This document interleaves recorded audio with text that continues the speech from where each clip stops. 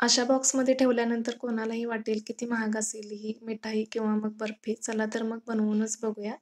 त्यासाठी मी इथं सुकं खोबरं घेतलं, ज्याचा आपल्याला डेसिकेटेड कोकोनट तयार करायचा आहे. त्यासाठी किसणीवरती अगदी हलक्या-हलक्या हाताने हे खोबरं आपल्याला किसून घ्यायचं आहे. किसायचं आहे म्हणजे फक्त याची काळी साल निघेल अशा पद्धतीने हलक्या-हलक्या हाताने वरचेवर हे खोबरं आपल्याला गोल-गोल फिरवत याची पूर्ण अशी काळी साल काढून घ्यायची आहे. पूर्ण खोबरं किसून झाल्यानंतर अशा पद्धतीने तयार होईल. राहिलेली थोडीशी साल तुम्ही सुरीने काढली तरी देखील चालेल. आता आपण याचे तुकडे करून घेऊया. किसून काढलेलं खोबरं आपण भाजीमध्ये किंवा मग आमटीमध्ये वापरू शकतो. त्यामुळे हे खोबरं देखील वाया जाणार नाही. तुकडे करून झाल्यानंतर मिक्सरच्या भांड्यामध्ये घेऊन हे खोबरं आपल्याला बारीक करून घ्यायचं आहे. मिक्सर देखील चालू बंद करत आपल्याला याचं खीस बनवून घ्यायचं आहे. जर मिक्सर एकसारखा चालू केला तर खोबऱ्याला तेल सुटेल. त्यामुळे मिक्सर चालू बंद करत हे खोबरं बारीक करून घ्या. अगदी विकत मिळतं तशा पद्धतीने हे डेसिकेटेड कोकोनट घरी देखील आपण तयार करू शकतो.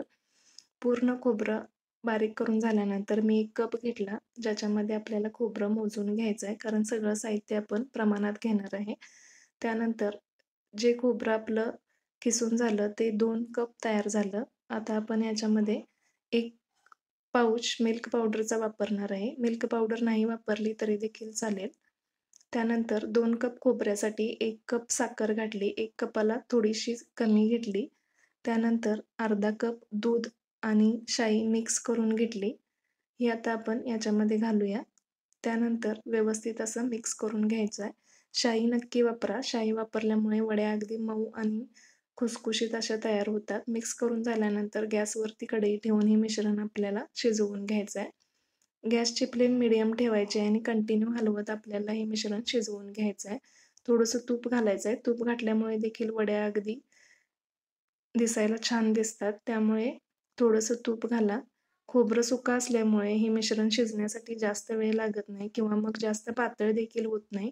फक्त साखरेचं थोडंसं पाणी होईल. थोडं शिजल्यानंतर बघू शकताय अशा पद्धतीने थोडंसंच हे मिश्रण पातळ झालेलं दिसेल. एका ताटाला थोडंसं तूप लावून घेतलं.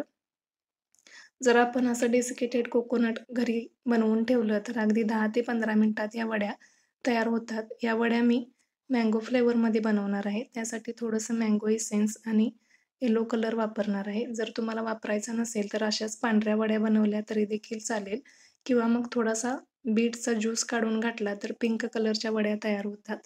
किंवा मग काहीच नाही वापरलं तरी अगदी पांढऱ्या देखील या वड्या चवीला छान लागतात. मी याच्यामध्ये थोडासा येलो कलर आणि मँगो इसेन्स वापरला जेणेकरून या वड्या मँगो फ्लेवरमध्ये तयार होतील. आपण याला मँगो कोकोनट बर्फी म्हटलं तरी देखील चालेल.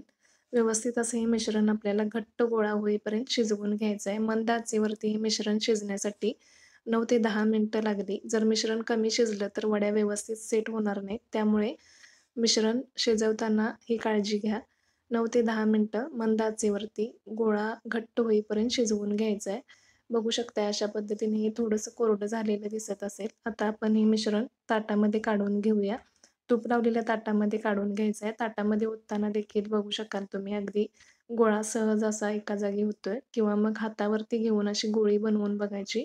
जर घट्ट गोळी तयार झाली तर आपलं मिश्रण व्यवस्थित शिजले असं समजायचं. त्यानंतर हाताने थापताना देखील जर मिश्रण कमी शिजलं असले तर हाताला या खोबऱ्याचा खीस चिकटतो. पण व्यवस्थित शिजला असल्यामुळे हाताला अजिबात चिकटत नाही. पूर्ण अशी वडी आपल्याला हाताने किंवा मग वाटीने थापून घ्या. त्यानंतर थोडे कोमट असतानाच आपल्याला याच्या वड्या कट करून घ्यायच्या आहेत.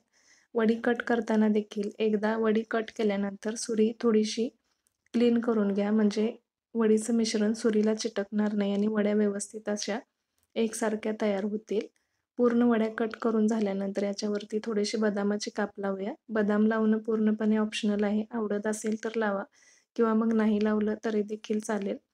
थोडे बदामाचे काप लावून झाल्यानंतर ही वडी पूर्ण थंड करून घ्यायची आहे. थंड झाल्यानंतरच या वड्या आपल्याला वेगळ्या करायच्या आहेत. थंड झाल्यानंतर बघू शकताय अगदी सहज अशा या वड्या निघताना दिसतील तुम्हाला. कडेच्या 2 वड्या कुठे गेल्या असा प्रश्न तुम्हाला पडेल. पण माझी लहान मुलगी आहे. तिने त्या वड्या 2 खाऊन बघितल्या.